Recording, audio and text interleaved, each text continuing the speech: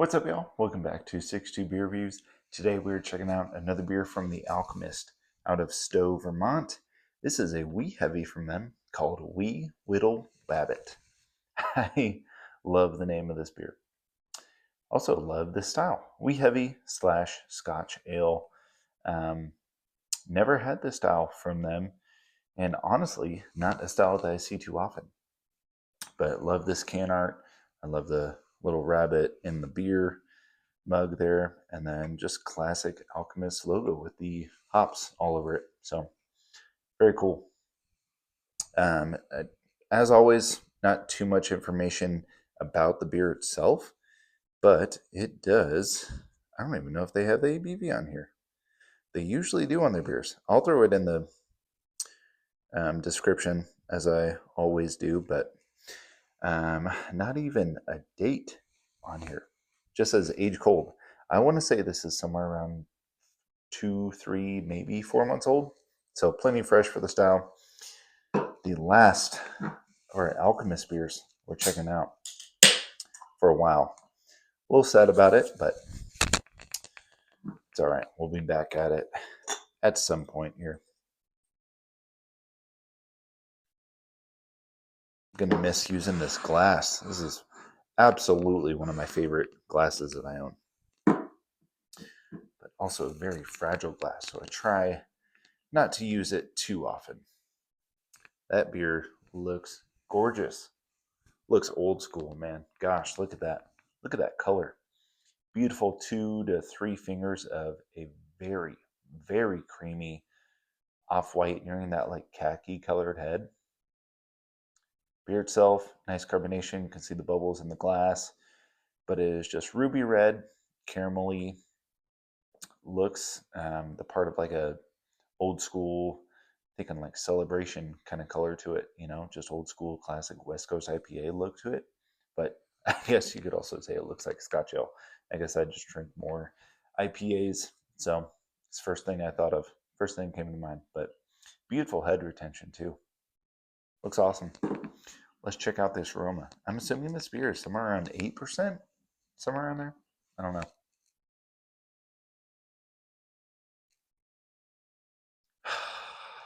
That smells nice. Very, I mean, right off the rip, the first thing I'm getting, just straight maltiness, like brown bread. Not a very complex aroma, but you're talking about Scotch ale, that's what you're going to get. You're not getting any like hoppy aromas. This is a very malt forward style. Gosh, that really is. That's crazy.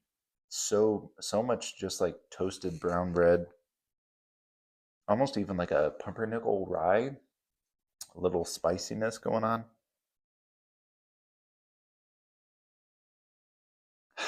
Yeah, back to celebration. It smells like celebration if you were to take the hops out of it. That's just what this kind of reminds me of. That may be a weird description for somebody who drinks Scotch ales quite a bit, but like I said, somebody who drinks quite a bit of IPAs, not this style too often. That's what I'm getting. That's really all that I'm getting. It's like honey, like a rich dark honey drizzled. Maybe not dark. I would go like, I don't know what's like halfway. Not a light honey, medium honey, whatever you call that. That drizzled onto some like toasted brown bread, and that's about it. So not overly complex aroma, but it does smell really nice. So let's just check it out, y'all. Cheers.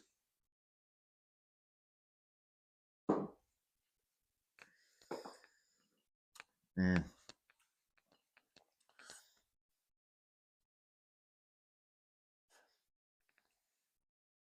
So, based off that first sip, I mentioned I would assume this is around 8%. Based off the sip, I would assume that this is lower than that. It's a little bit lighter bodied, but everything you get on the aroma comes through in the taste. It is. And for not being a very like hop forward beer, it really does kind of hang around on the palate, which I'm really enjoying.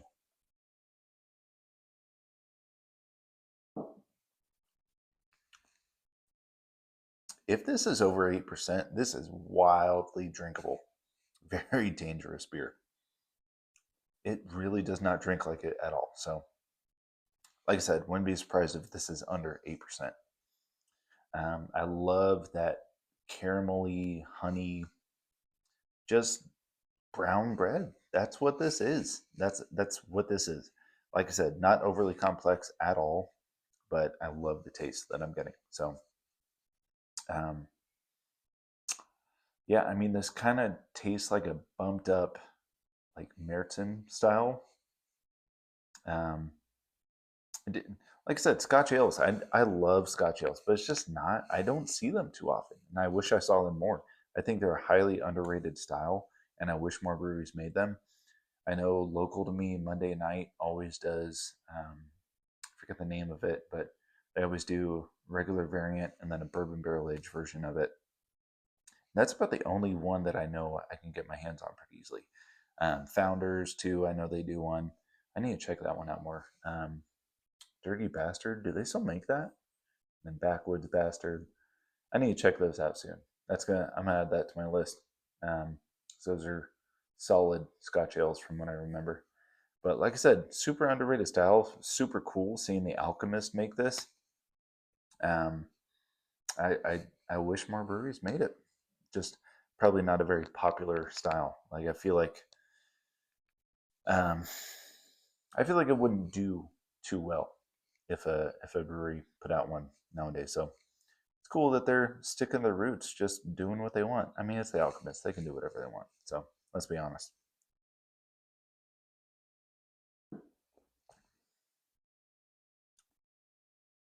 There's very subtle.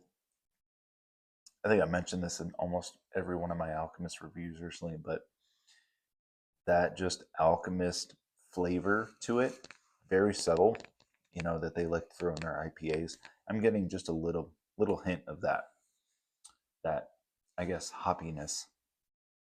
Very very subtle though. If anything, it's like a floral thing coming through. Um, yeah, this is very good, very good. So I'm gonna go 4.25 with this one. Solid. Um, just a nice drink, nice winter time drinker. You know, gonna warm me up during these colder months here. So if anybody's had and this name, I absolutely love the name of this beer. We Will Wabbit.